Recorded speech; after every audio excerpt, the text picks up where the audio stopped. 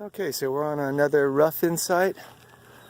This is just a waistline, and I'm noticing right off the bat that they have a 4-inch line here. Starts out 3-inch towards the back, center screen, and then goes 4-inch right up to that last stub. We'll figure that out, and I'll tell you why in a minute. You see they have the bullhorn two-way clean out. One going in and one going out. Really sharp 90-degree turn. I try to avoid 90-degree turns, but that's a long sweep, so they should be good. A little 45 and right into the sewer. I like the way they did that. They tied into it vertically. You get a nice drop, you get some nice movement there. It's good. Okay, let's follow this down. It's nice and exposed. They haven't shaded much of it yet.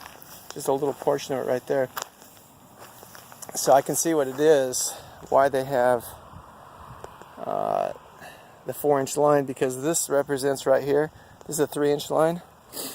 It's going to go to an upstairs, and that must be their 4th toilet, because you got a 3-inch coming in and another 3-inch coming in, and once you get to that 4th toilet, what does that mean? 4-inch line.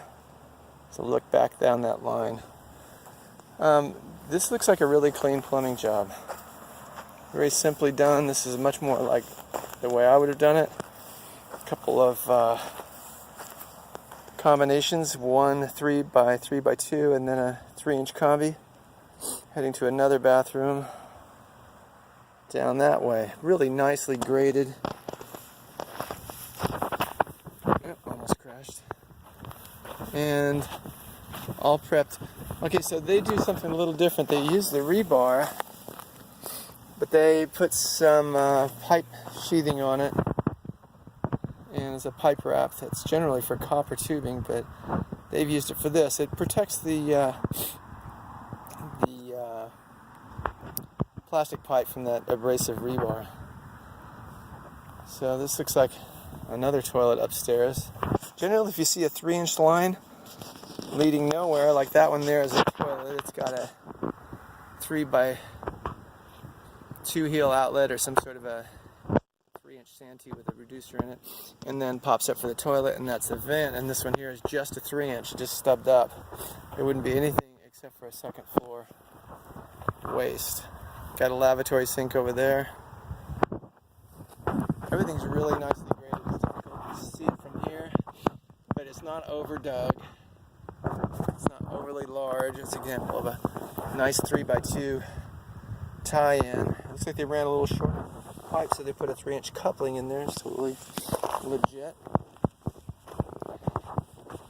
Let's work our way back here.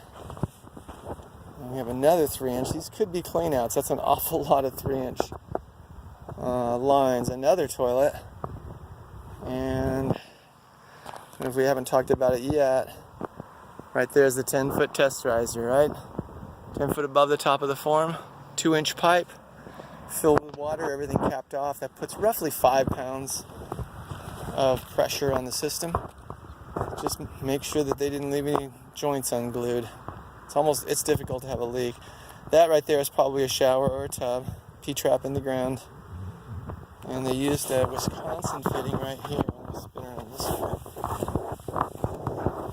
That right there is the Wisconsin. See how it goes out? 3-inch. And then it's got a little side arm of 2-inch.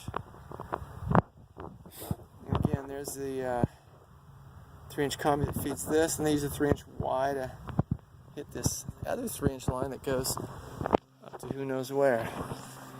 Looks like it reduces to 2-inch after this, so this must be the kitchen, etc. back here. This is a good illustration, so there's some argument and some debate whether we should be using island sink vents, commonly known as a loop vent. This is a situation where the kitchen sink is on an island and there's no way to vent it up through the roof. A lot of the plumbers now in certain jurisdictions are just using the mechanical vent valve, or Studer vent as it's called by some. But this one here, they actually did the foot vent. So this line right here represents the foot vent. So it comes off on near vertical riser, that's a 45, and then 45 straight up for the sink, and then the other side comes back down. So one side will be a drain eventually, and the other side will be a sink. Pretty nicely done. And then they also have this bare line in here. That would be this kind of bad boy here that's just stubbed in along the side, and it's just a bare pipe that runs, and you can see it going underneath that vent and up in the wall. There's no water in it, there's nothing in it. It's simply going to be used as conduit, probably for their PEX tubing, and they can even join in the electrical out there if they wanted to. You can put those two together, there's no issues with corrosion or anything like that. So that's a quick rundown. And since we're right here, I'll show you this house next door. It's been plumbed out also. Like I said, I like the way these guys work. Now the dirt soil here is better than the other example that I did a while back with for the rough plumbing, where the soil is just a lot better. There's not as many rocks, there's not as much stuff. But you see how they wrap the pipe with a flex wrap?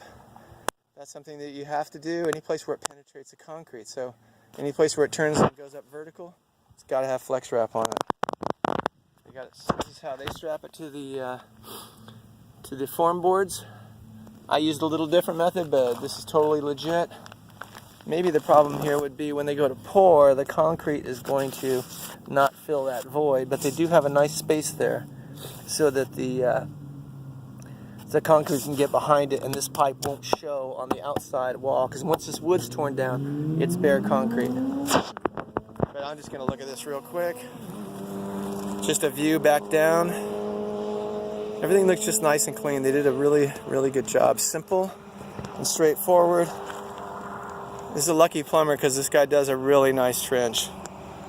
You notice the example here, there's a few pipes that are shown to be coming up, mostly that foot vent. This is another kitchen island sink right here. This one they turned up vertical and came over with the foot vent. That's at the top of the screen there.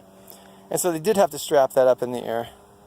You couldn't have it just suspended into nothing. It would sag and stuff when it was backfilled.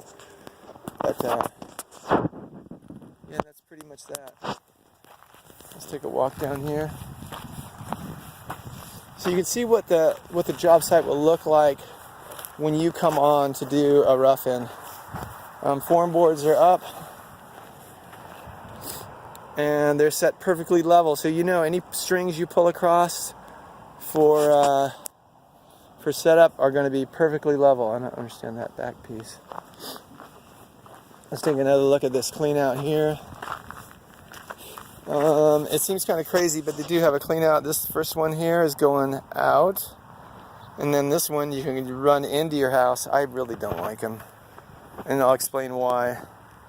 I like end-of-line clean outs rather than a two-way clean out. In fact, most jurisdictions, or a lot of them, won't even let you use it. Anyways, it dives down in, and it's hard to see, but down in there is the white plastic pipe. That is the sewer lateral that the city supplies. So there you have it. It's about 4 feet deep at the beginning, and by the time they're done, it's a little less than 2 feet, and it's probably running a total of about 50 feet. Again, really well done. Okay, so that is 8 minutes and 44 seconds. I wanted to get it to 9 minutes, so I'm just going to talk about the nice weather we're having. No, I'm not. That's Sharon out.